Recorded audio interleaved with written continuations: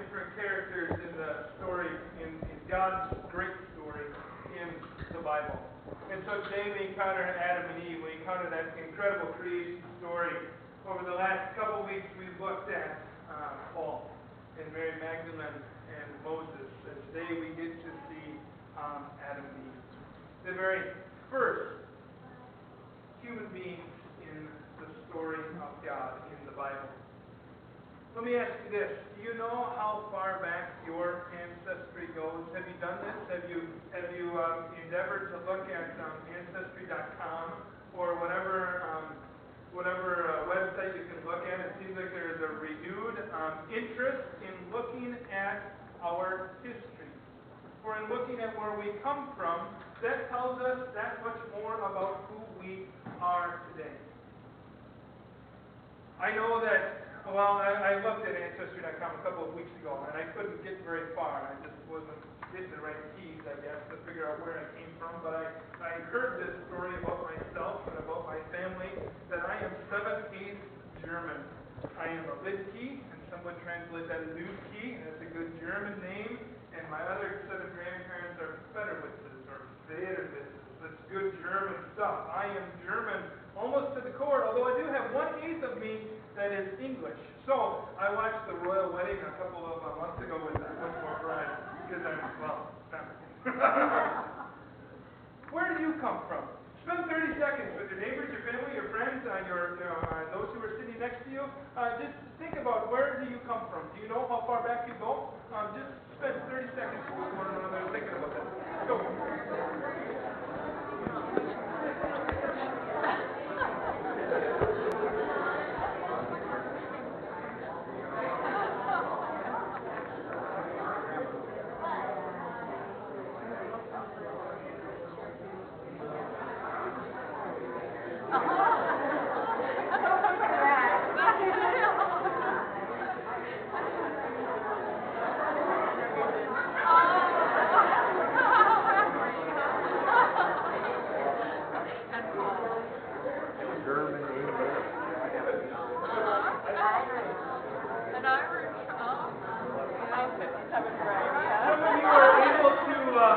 Some of you are able to pinpoint exactly where you come from. You know, and you studied, and maybe you have even done the website and figured out where you come from.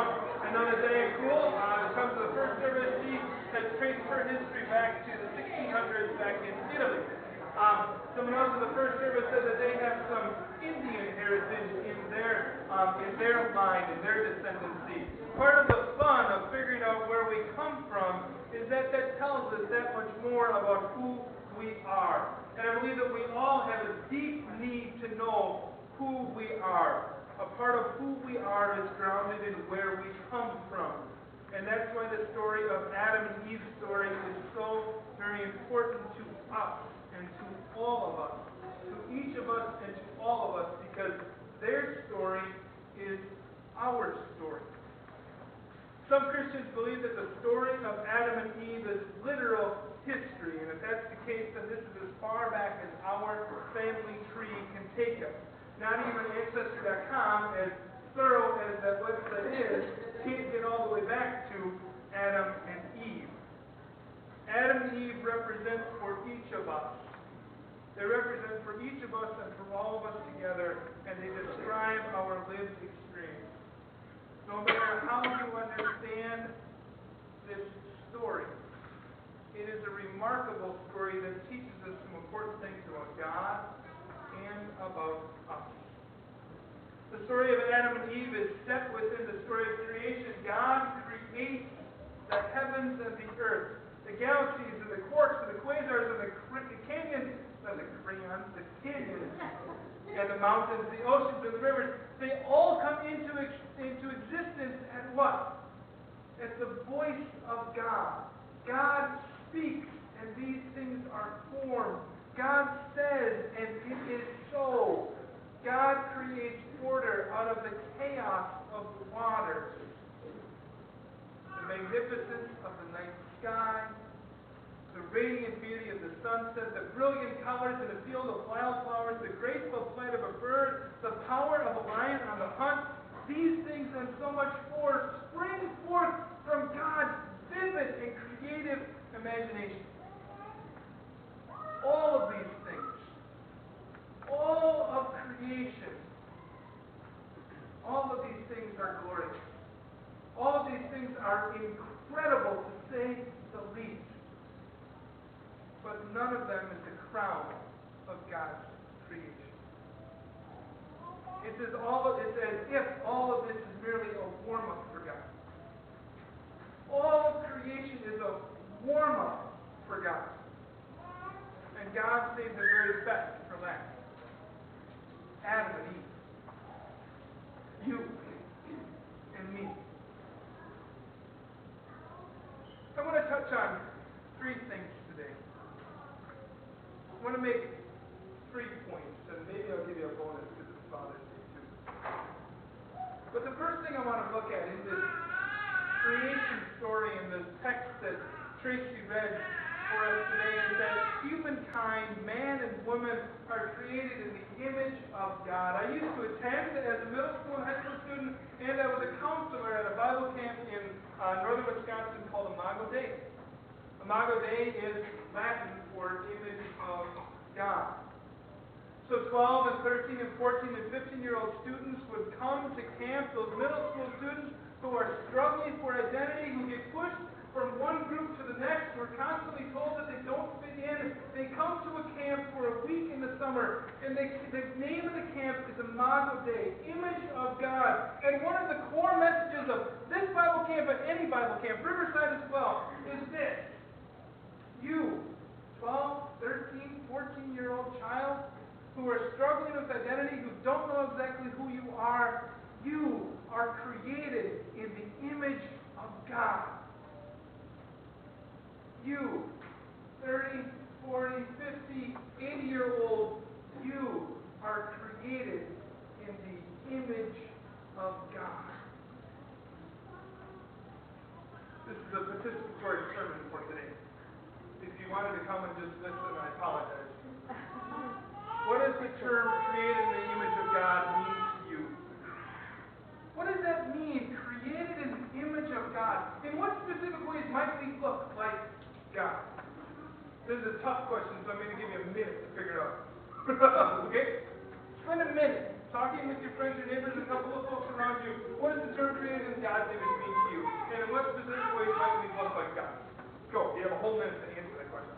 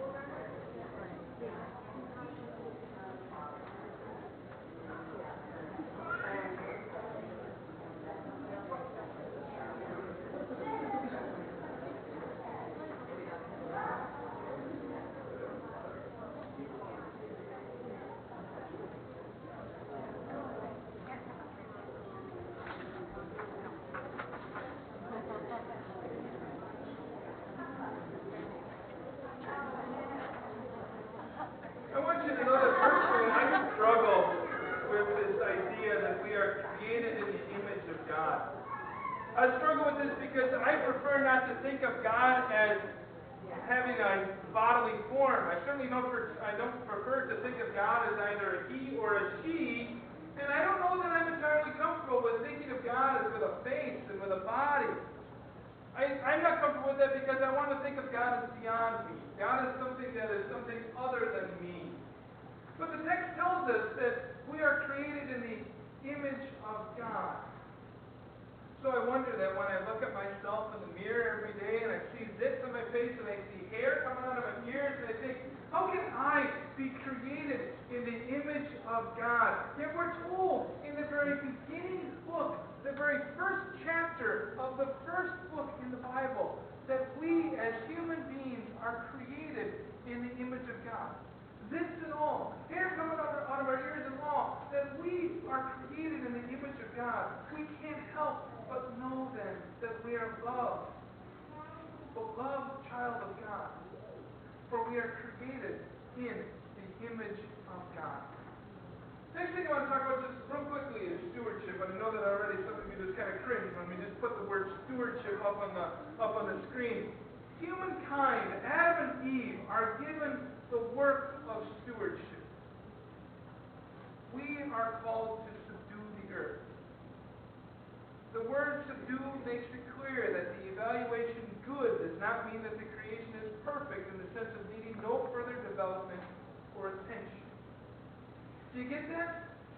That God's creative work was not final. That there's more to do. So the word subdue suggests the idea of bringing order out of disorder, drawing the world along to its fullest possible potential.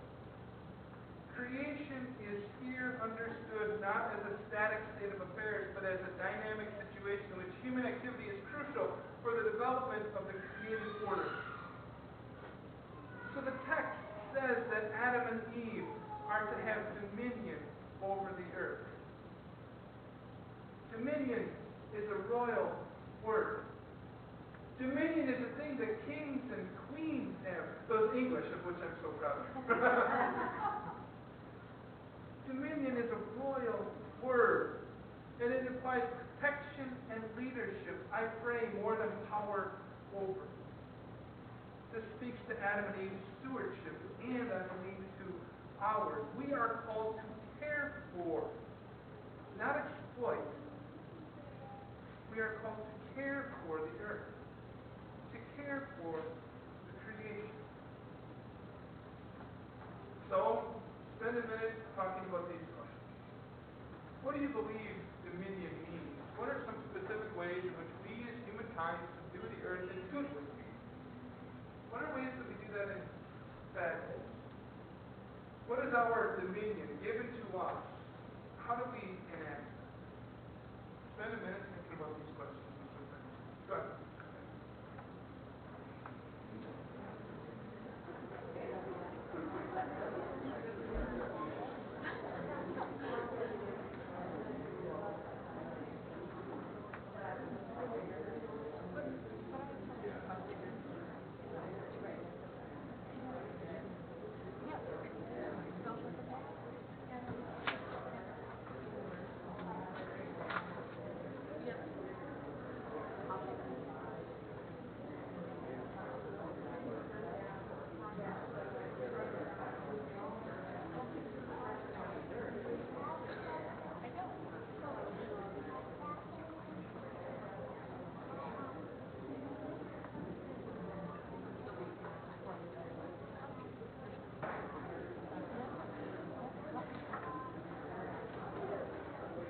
Some of you know this. Maybe some of you have watched on Thursday and Friday and Saturday. They're itching to get back to the TV today to watch the U.S. Open out on Congressional Golf Course in the site of Maryland, right?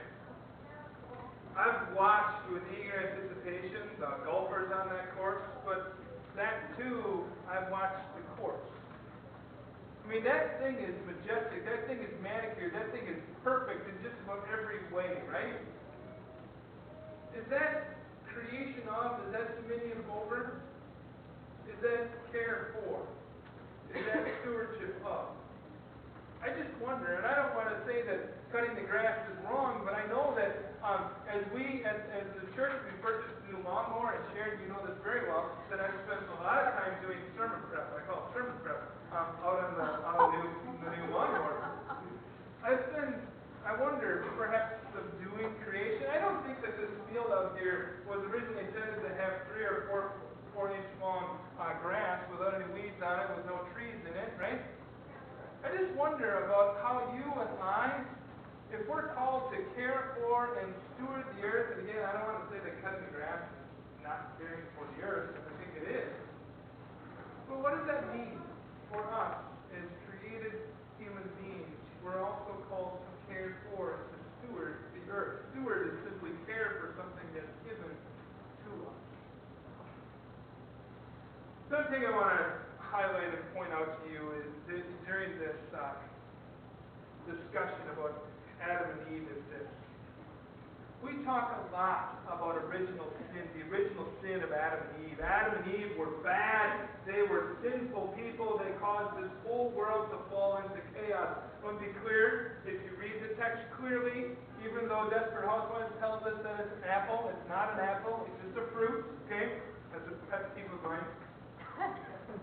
We talk a lot about original sin. We very rarely talk about original blessing. God blesses Adam and Eve and declares them to be very good. That's important. God blesses Adam and Eve, human beings, you and I, and declares them to be very good. God calls us to be fruitful and to multiply, to fill the earth. God provides everything that Adam and Eve need.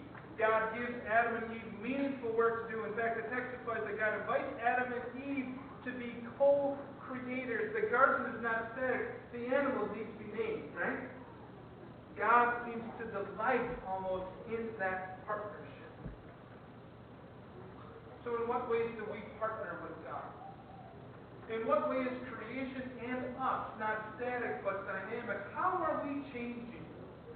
Is it good for you and me to be changing, perhaps on a journey? Or is it good for us to find ourselves static? To find ourselves firmly planted where we want to be? I wonder if we are called to be partners in creation, if we're also called to change along the way. Now this much is true. That in the Garden of Eden, the serpent planted seeds of doubt into the minds of Adam and Eve. And that doubt undermines Adam and Eve's trust in God's love and goodness. And so rather than trusting in God, Adam and Eve choose to trust in themselves. In essence, Adam and Eve choose to try and be their own God, and in that moment, everything changes. Relationships are broken. Adam and Eve, they realize that they're naked, they are ashamed, and they cover themselves, and because of their guilt, Adam and Eve come to fear God. And when God walks through the garden, Adam and Eve, they hide. And the beautiful garden, which once produced so abundantly all that Adam and Eve need, begins to produce weeds and thorns. You see, sin breaks every relationship. But that's our experience too, isn't it? That because of our sin and because of our guilt and because of our shame, we hide. When was the last time you played hide and seek? When was the last time you played hide and seek with a young one? The joy of hide and seek is being found, isn't it? Every once in a while we'll play this at our house and we'll count to 10, and by the time I get to 8, a 3-year-old girl pops out of her hiding spot and says, "Here I am, Daddy." The joy of hide and seek is being found. Maybe you were a really good hider. I know that many of us are today. Maybe as a child you were a really, really good hider. And you hid so well that after the 10 minutes had passed and you still hadn't been found, and 15 minutes had passed and you still haven't been found, and 20 minutes had passed, and by that time the game was over and you crawled out of your hiding place so disappointed because you hadn't been found. Some of us have hidden ourselves pretty well. People can see you, but the real you is hidden away. Maybe you're in the laundry hamper of life, and sin and shame and guilt or insecurity has driven you there. And deep inside you feel isolated from God, isolated from others. Here's what I know. People may stop searching for us. God never will. Sin has broken us, but God has come to heal us. In Jesus Christ, God has come to seek and to save all who are lost. and hiding in sin and guilt and shame. God is calling for you. God is calling you to get found right now. In this moment, God is searching for you. In the real game of hide and seek, when someone hides so well that no one can find them, the seekers cry out. What do they cry out? Ollie, ollie, oxen free. Do you know what those words mean? I don't either. I was doing too much driving the lawnmower. Just that no one who has hidden is supposed to come out of hiding and get found. Friends, when Jesus Christ is lifted up off of the cross, he was crying out for the whole world, for all of us that are hidden, for all of creation that is hidden. Ollie, ollie, oxen free. Come out. Get found. Let my love and my grace, my forgiveness free you from your hiding places. Come out and get found. Adam and Eve hid themselves from God and one another, and so do we. That's our story. God in Christ seeks us with love and forgiveness. That's God's story. Let that be your story too. Come out. Get found.